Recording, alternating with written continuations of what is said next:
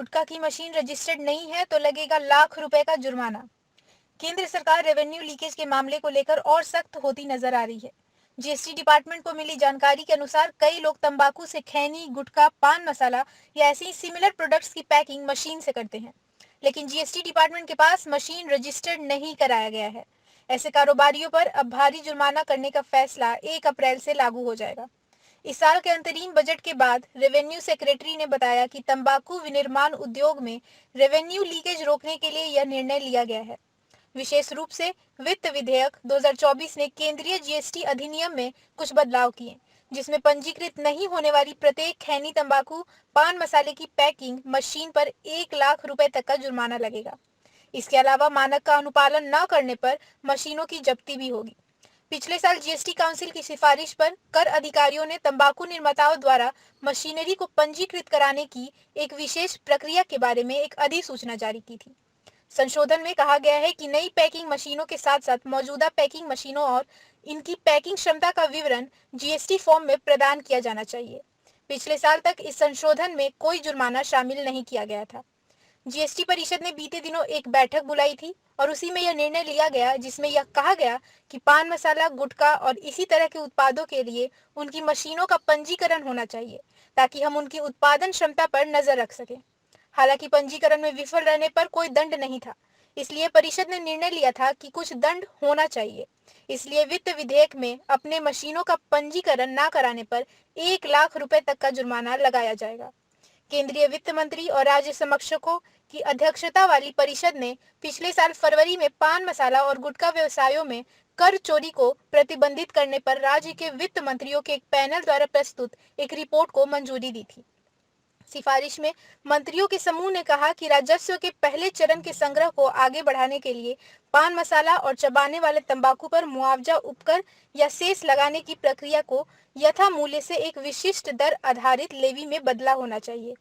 जैसे सरकार ने वित्त विधेयक 2023 में संशोधन पेश किया, जिसके तहत पान मसाला और तंबाकू के अन्य रूपों पर उनके खुदरा बिक्री मूल्य की उच्चतम दर पर जीएसटी मुआवजा उपकर लागू होगा।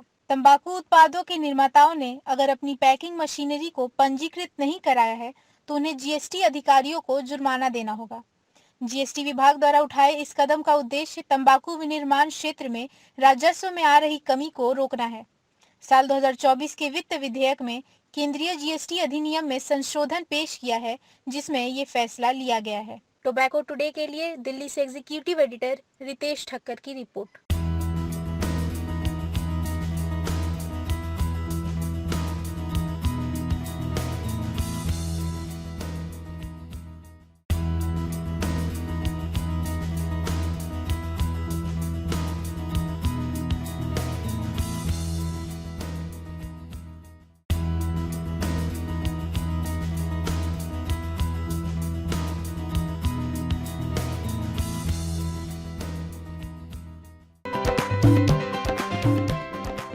भारी पड़ सकता है सिगरेट पीने का शौक।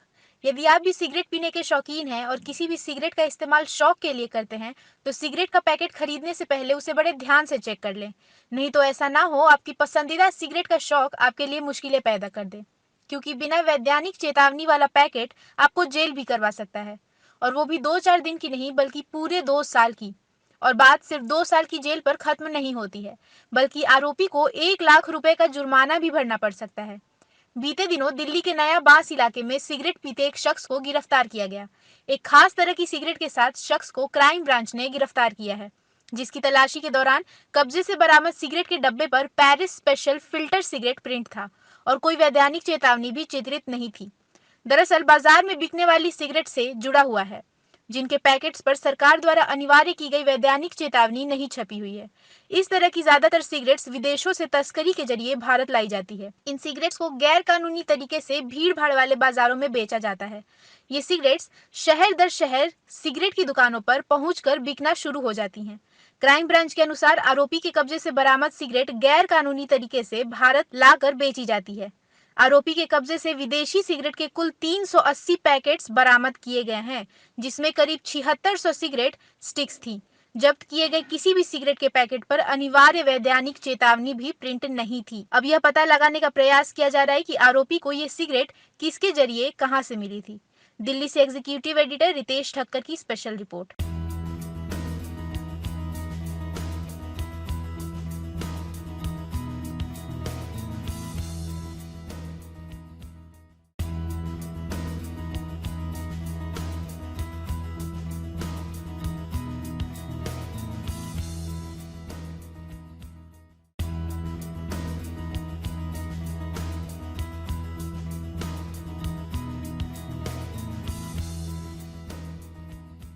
इस बुलेटिन में बस इतना ही। हम फिर हाजिर होंगे कुछ और नई खबरों के साथ ही टोबैको टुडे चैनल को लाइक, शेयर और सब्सक्राइब करना ना भूलें। नमस्कार।